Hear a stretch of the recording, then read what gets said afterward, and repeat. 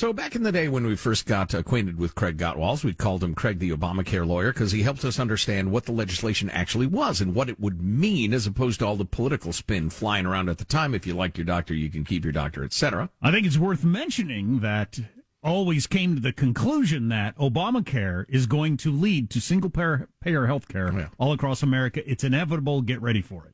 Well, and Craig was almost always 100% right. He is now known as Craig the Healthcare Guru, and he joins us to discuss Calunicornia leading the way, friends, toward bringing socialized healthcare to everyone, including illegal aliens. Craig Gottwals joins us now. Craig, how are you? I'm well. How are you, gentlemen? Good. So, unbeknownst to many people, Gavin Newsolini of Calunicornia proposed something like universal health care the other day in the budget. What did he actually propose? What does it mean? Well, they got a couple things going on at the state level right now. Gavin's proposal was kind of the quiet and the easy one because in the past 2 years, we extended Medi-Cal, which is California's version of Medicaid, and that is the government-sponsored health care, the taxpayer-funded health care that is designed to help the low income. Now, it is worth noting before we go ahead that in 1965, when the government passed Medicaid, it was designed to cover the lowest 2% of income folks in the United States. As of the latest government research, in California alone, 40% of all children are on Medicaid, and 50% of all births are now covered by Medicaid. You know, I'm glad you mentioned that because, not to get too far off track, but that's why you got to fight things like Build Back Better. All those programs that they're trying to get started where it'll just help this many people for this long. These are how these things start. And you go from, it's going to cover 2% to it's 50%. Anyway, back to you, Craig. That's right. And one more fun fact on this. In 1965, when the government passed Medicare and Medicaid, the government actuaries, which I heard earlier or on a podcast yesterday from you all, that's one of the number one jobs in America. That's right. Sounds like fun. Yeah. Government actuaries said, you know what? It's going to cost $12 billion in 1990. So they looked out, they said, this whole thing's going to cost $12 billion. Well, it actually cost $107 billion in 1990. They were only off by a factor of 9. Oh, wow. Wow. So, you know, whatever we're doing here in California, you can assume they're going to be off by a factor of 9 as well. So back to what Newsom did with respect to unlawful residents. 2 years ago, we had made it so that anybody here, whether they're legal or illegal, can have free government Medi-Cal through the age of 26. Last year, they said, well, you know, it's not fair to just give it to the young people. We ought to give it to the old people, too. So last year, they made it legal to give it to anybody over the age of 50. And this year, of course, they closed that donut hole because we don't want to discriminate against the middle-aged. And so now the proposal is everybody who's here illegally can get free Medicaid for all.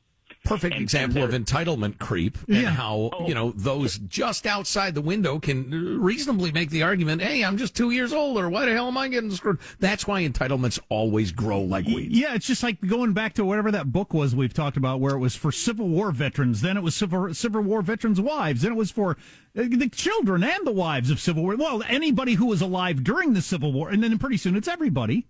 Wow, up to 26. Over 50, now close the gap, everybody. Incredible. Now everybody. And that's how you get from 2% of people are going to be covered by this low-income program to now half of all births are covered by the low-income program. And everybody listening should know that Craig absolutely knows what he's saying when he uses the word free.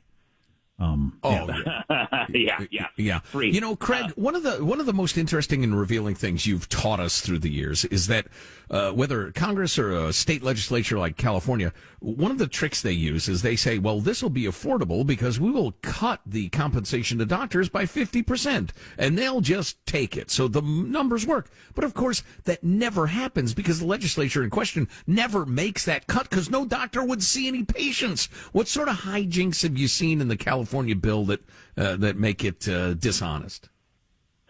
Well, you absolutely nailed it, Joe. That's exactly what happens is they say, we're going to trim this, we're going to trim that, we're going to cut this. So far in the California, this is just the Gavin proposal. This one's the easy one. This one's going to pass, the one we're talking about here, where we're going to give free health care to all people, whether they're here lawfully or not.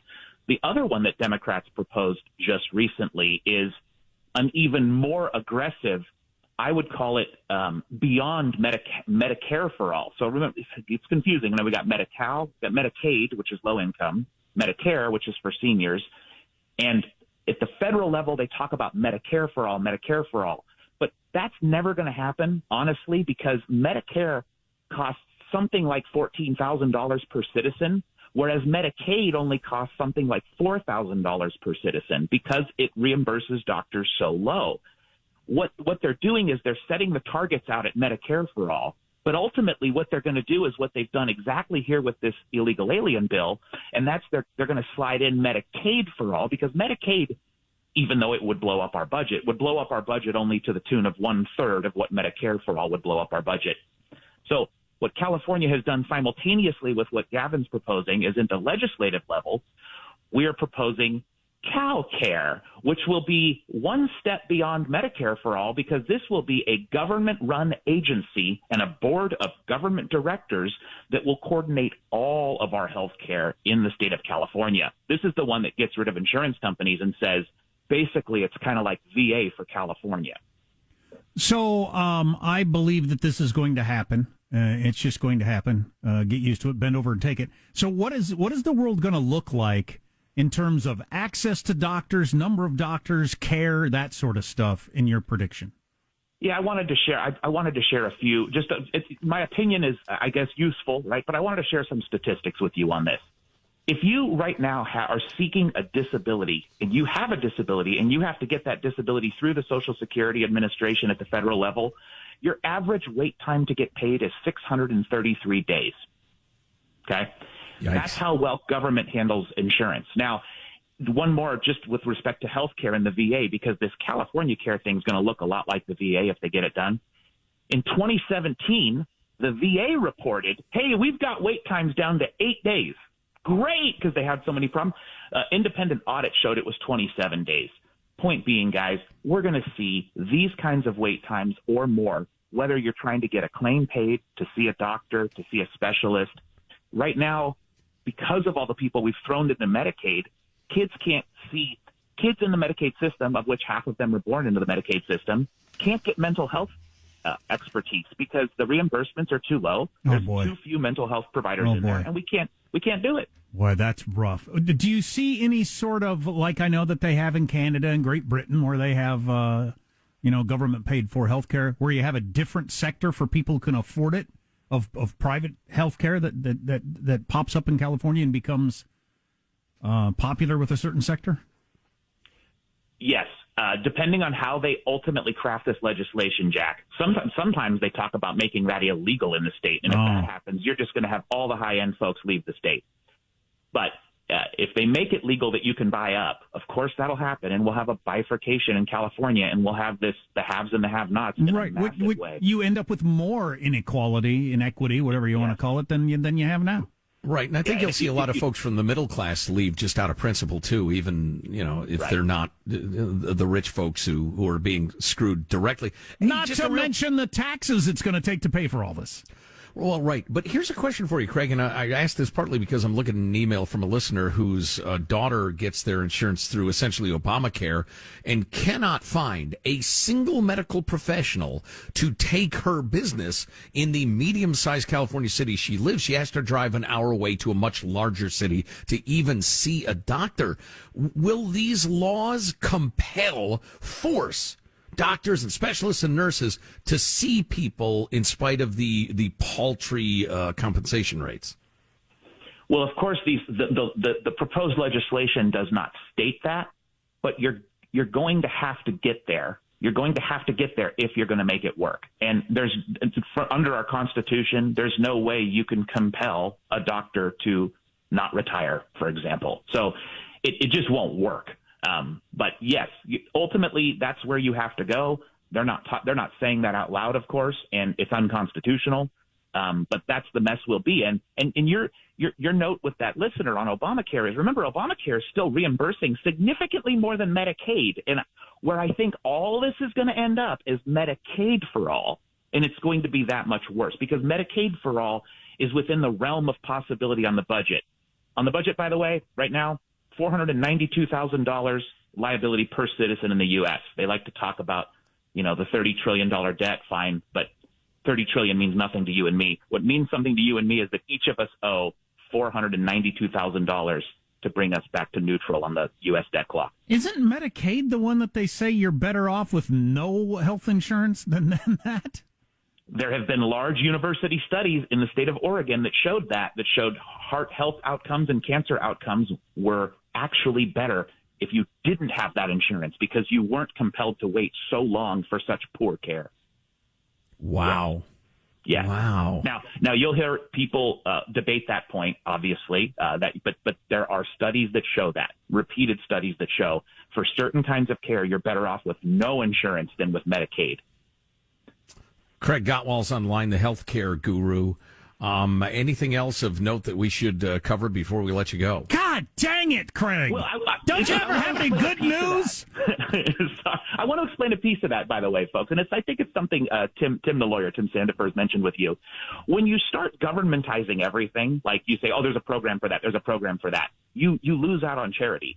So part of the reason that the expansion of Medicaid has made outcomes worse for those with Medicaid is that you see less charity care because hospital systems and doctors and so forth say, look, we don't need to do as much charity care because the government's paying for it.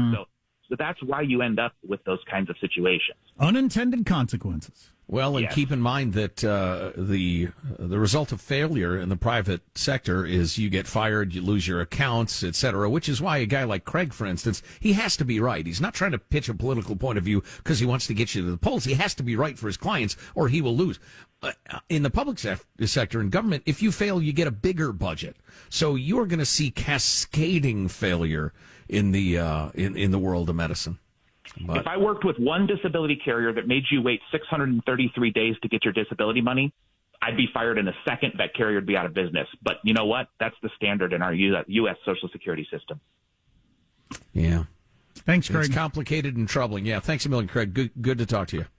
You're welcome, gents. Good to hear from you. This is going to happen in the state of California. Then it's going to happen nationally. Everything is dragging it that direction. And, and people, because most people don't understand what it means, enough people are in favor of it.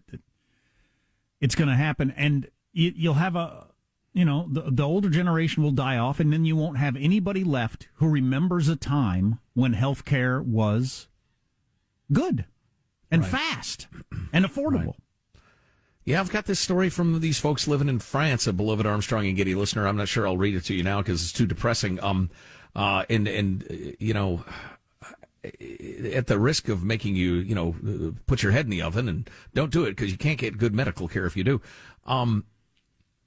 Stephen Brill put it in his fabulous book, Bitter Pill, about the state of American medical care. The government is involved where it should be and not involved where it should be. Or not involved where it should. It's not involved where it should be involved, and it is involved where it shouldn't be involved. And it is so screwed up, and it has to do with lobbyists and people being bought off and the rest of it.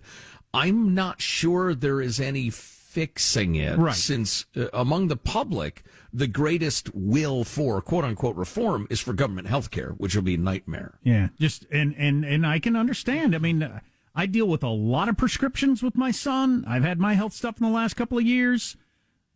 It's easy to want to throw up your hands and say, just fine, just have the government take it over, just so I don't have to go through this again to try to figure out how to get my prescription and the insurance to pay for it, and how come it has to go to this pharmacy and blah, blah, blah. But it ain't going to be better. No. All right, then. All right, then. Isn't that just dandy? You can comment on any of these things on our text line at 415-295-KFTC.